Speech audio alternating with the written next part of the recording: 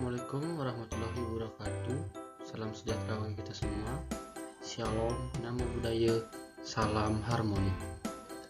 Halo adik-adik, perkenalkan nama kakak Imade Budi Purusa dengan NIM 20110311042 dari kelas 3F. Jadi, pada kesempatan kali ini kakak akan berbagi sedikit ilmu terkait dengan pembelajaran matematika. Baik, langsung saja kita ke materinya. Let's go. Pada kesempatan kali ini kita akan membahas terkait dengan yang pertama yaitu bangun datar, yang kedua kesebangunan, dan yang ketiga kongruensi segitiga. Langsung saja kita ke materi yang pertama yaitu bangun datar. Nah, apa sih itu bangun datar? Oke, jadi bangun datar adalah suatu bentuk dua dimensi yang terbentuk oleh titik ataupun garis yang memiliki luas dan keliling. Adapun jenis-jenis bangun datar itu sendiri yaitu yang pertama ada persegi, yang kedua persegi panjang, kemudian segitiga, lingkaran, trapesium, jajar genjang, belah ketupat, dan layang-layang. Kita akan membahas terkait dengan sifat atau ciri dari bangun datar tersebut.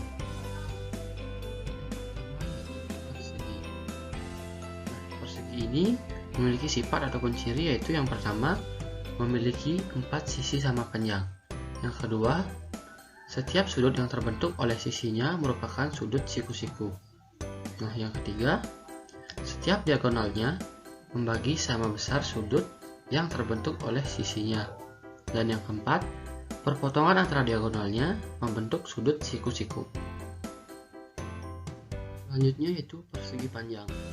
Nah, adapun sifat atau ciri dari persegi panjang yaitu yang pertama, mempunyai 4 buah sisi dengan sepasang sisi berukuran sama panjang dan sepasang lagi berukuran sama panjang. Yang kedua, pasangan sisi yang lebih panjang disebut dengan panjang atau disimbolkan dengan P, sedangkan pasangan sisi yang lebih pendek disebut lebar atau disimbolkan dengan L. Yang ketiga yaitu mempunyai 4 buah titik sudut yang masing-masing sudut membentuk sudut siku-siku. Besar sudut siku-siku yaitu 90 derajat. Yang keempat yaitu mempunyai 2 diagonal yang berukuran sama panjang dan membagi 2 bagian sama besar. Yang kelima, sifat diagonal persegi panjang yaitu kedua diagonal saling berpotongan dan tegak lurus. Dan yang terakhir yaitu mempunyai 2 simetri lipat. Selanjutnya yaitu segitiga. Adapun ciri dari segitiga yaitu yang pertama, dibatasi oleh 3 buah garis yang saling berpotongan antar 2 garisnya. Yang kedua, jumlah 2 sisi segitiga selalu lebih besar dari panjang sisi segitiga lainnya. Dalam kata lain misalnya, sisi A ditambah sisi B harus lebih besar dengan sisi C. Begitu pula dengan sisi A kalau ditambah dengan sisi C harus lebih besar dari sisi B. Dan jika sisi B ditambah dengan sisi C harus lebih besar dari sisi A. Kemudian ciri yang ketiga yaitu ketiga titik sudut dalam segitiga berjumlah 180 derajat. Dan ciri yang keempat, tidak memiliki diagonal sisi. Nah, perlu kalian ketahui pula bahwa segitiga itu ada beberapa jenis seperti yang terdapat pada gambar berikut ini. Nah, adapun jenis-jenis segitiga yaitu ada segitiga sama kaki seperti yang digambar, segitiga tumpul, segitiga lancip, segitiga siku-siku, segitiga sama sisi, dan segitiga sembarang. Selanjutnya yaitu lingkaran. Adapun ciri dari lingkaran yaitu yang pertama, memiliki jumlah sudut 180 derajat. Yang kedua, memiliki diameter yang membagi lingkaran menjadi 2 sisi seimbang. Yang ketiga, memiliki jari-jari yang menghubungkan titik pusat dengan titik busur lingkaran. Dan yang keempat yaitu diameternya konstan. Selanjutnya yaitu trapesium. Adapun ciri ataupun sifat yang dimiliki oleh trapesium yaitu yang pertama, terdapatnya sepasang sisi yang sejajar dengan sisi yang terpanjang yang disebut alas trapesium. Yang kedua, jumlah dari dua sudut yang berdekatan atau bisa disebut juga sudut dalam sepihak yaitu 180 derajat. Yang ketiga yaitu total dari semua sudut trapesium adalah 360 derajat. Yang keempat, mempunyai satu simetri putar saja. Dan yang kelima, mempunyai 4 rusuk dan 4 titik siku. Selanjutnya yaitu jajar genjang. Adapun ciri ataupun sifat dari jajar genjang yaitu yang pertama, jajar genjang memiliki dua pasang sisi yang sejajar dan sama panjang. Sisi AB sejajar dengan sisi CD sehingga ukuran sisi AB sama dengan ukuran sisi CD. Kemudian sisi BC sejajar dengan sisi AD sehingga ukuran sisi BC sama dengan ukuran sisi AD. Yang kedua yaitu jajar genjang memiliki dua pasang sudut yang saling berhadapan dan sama besar. Kedua pasang sudut yang berhadapan pada jajar genjang ABCD di atas yaitu sudut ABC dengan sudut ADC serta sudut BAD berhadapan dengan sudut BCD. Ukuran sudut ABC sama dengan ukuran sudut ADC serta ukuran sudut BAD sama dengan ukuran sudut BCD. Yang ketiga yaitu jajar genjang memiliki dua diagonal yang saling berpotongan. Kedua diagonal pada bangun jajar genjang tidak sama panjang. Selanjutnya yaitu belah ketupat. Adapun ciri yang dimiliki oleh belah ketupat yaitu yang pertama, memiliki 4 buah sisi yang sama panjang yaitu sisi AB, BC, CD, dan DA. Yang kedua yaitu memiliki dua pasang sudut yang berhadapan dan sama besar yaitu sudut ABC dengan sudut ADC dan sudut BAD dengan sudut BCD. Yang ketiga, memiliki dua buah diagonal yang saling berpotongan tegak lurus yaitu diagonal AC dan diagonal BD. Satu diagonal membagi dua diagonal yang lain sama panjang. Yang keempat yaitu memiliki dua simetri lipat dan simetri putar. Masing-masing sumbu simetri berhimpit dengan diagonal AC dan diagonal BD.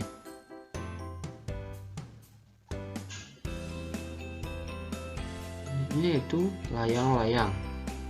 Adapun ciri dari layang-layang yaitu yang pertama, memiliki dua pasang sisi yang sama panjang dan tidak sejajar. Sisi AB sama dengan sisi AD dan sisi BC sama dengan sisi CD. Yang kedua, memiliki dua sudut yang sama besar. Sudut ABC sama dengan sudut ADC. Yang ketiga, memiliki dua diagonal yang saling tegak lurus. Diagonal AC tegak lurus dengan diagonal BD. Dan yang terakhir, memiliki satu sumbu simetri yaitu garis yang berhimpit dengan garis AC.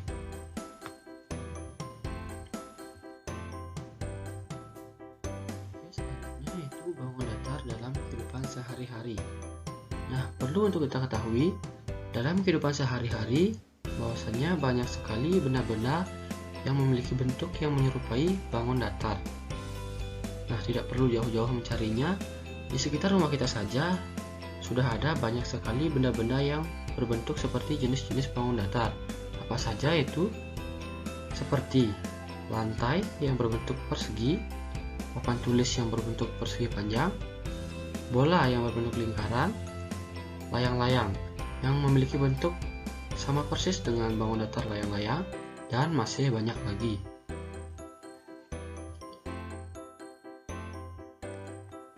Baik, selanjutnya kita akan membahas terkait dengan kesebangunan. Apa sih itu kesebangunan? Jadi, kesebangunan secara singkatnya dapat dikatakan sebagai dua bangun datar yang memiliki sudut ataupun bentuk yang sama. Selain itu, ukuran dari kedua bangun datar tersebut tidak harus selalu sama. Syarat dari kesebangunan yaitu yang pertama, sudut-sudut yang seletak harus memiliki besar yang sama. Yang kedua, bentuk dari kedua bangun datar tersebut haruslah sama. Dan yang ketiga, sisi-sisi yang seletak harus memiliki perbandingan yang sama.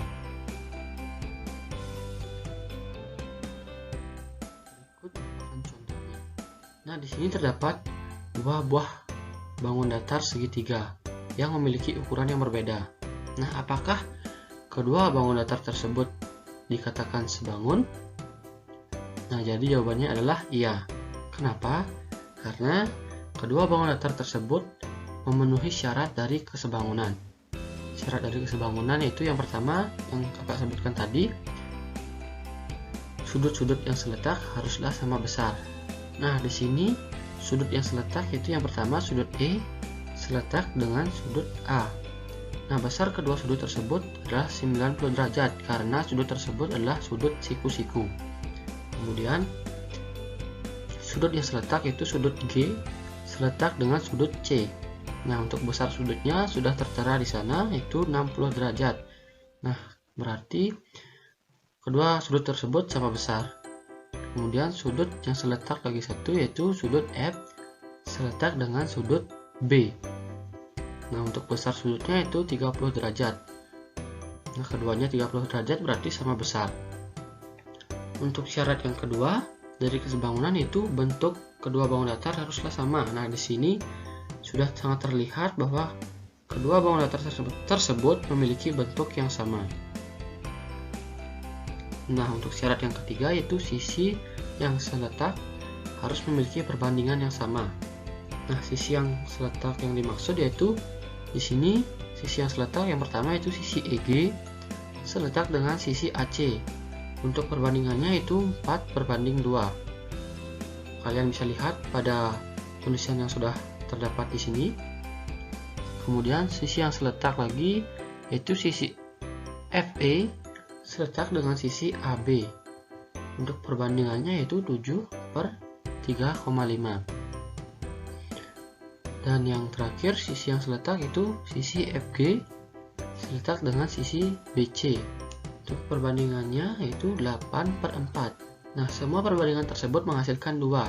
Berarti dikatakan sama. Jadi kedua bangun datar tersebut dapat dikatakan sebangun. Berikut ada contoh lainnya, kalian bisa cari di rumah ya. Silakan, apakah kedua bangun datar ini dikatakan sebangun atau tidak? Silakan kalian cari di rumah.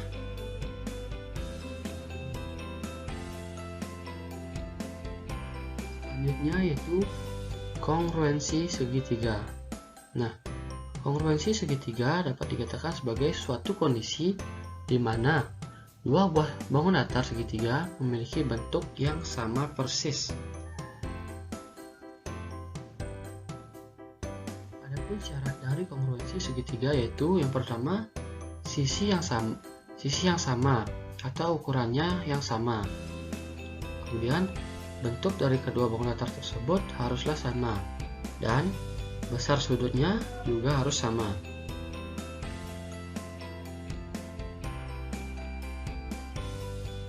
Nah, selanjutnya Kak akan memberikan contoh terkait dengan kongruensi segitiga. Nah, di sini terdapat sebuah segitiga. Nah, sebenarnya ini adalah dua buah segitiga siku-siku yang digabungkan. Nah, jika dipisahkan akan membentuk seperti ini. Nah, apakah kedua segitiga siku-siku tersebut adalah kongruen? Jawabannya adalah iya. Kenapa? Karena dilihat dari kasat mata saja, kedua bangun tersebut memiliki ukuran dan bentuk yang sangat sama. Jadi kedua bangun datar tersebut dapat dikatakan kongruen. Nah, untuk sisi yang sama yaitu sisi AD memiliki ukuran yang sama dengan sisi DB. Nah, untuk sisi AC memiliki ukuran yang sama dengan sisi BC. Nah, untuk sisi DC-nya sudah tentu sama karena kedua sisi tersebut sejajar. Nah, syarat yang kedua yaitu bentuk. Nah, untuk bentuknya sendiri sudah terlihat sangatlah sama. Kemudian sudut yang sama yaitu sudut ADC memiliki besar yang sama dengan sudut BDC. Kemudian sudut DAC memiliki besar yang sama dengan sudut DBC. Kemudian sudut ACD memiliki besar yang sama dengan sudut BCD. Jadi, kedua bangun datar tersebut dapat dikatakan kongruen karena dari syarat-syaratnya tersebut sudah terpenuhi.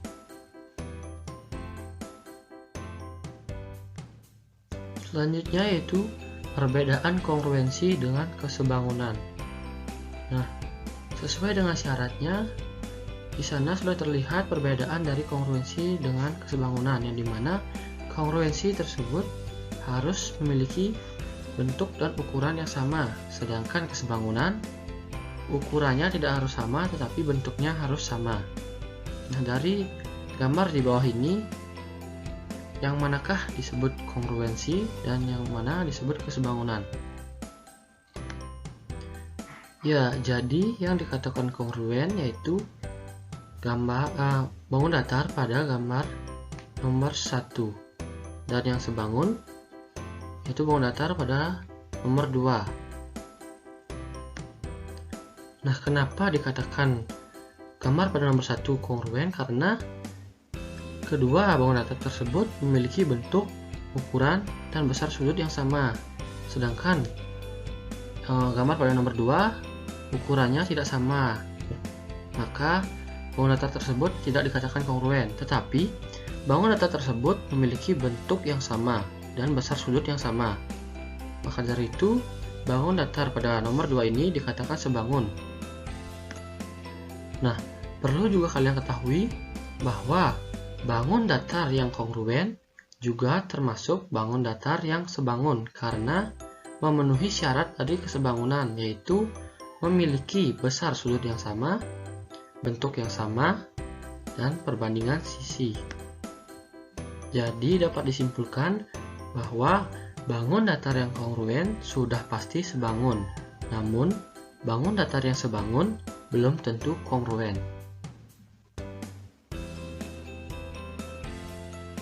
Baik, sekian materi yang dapat kakak sampaikan.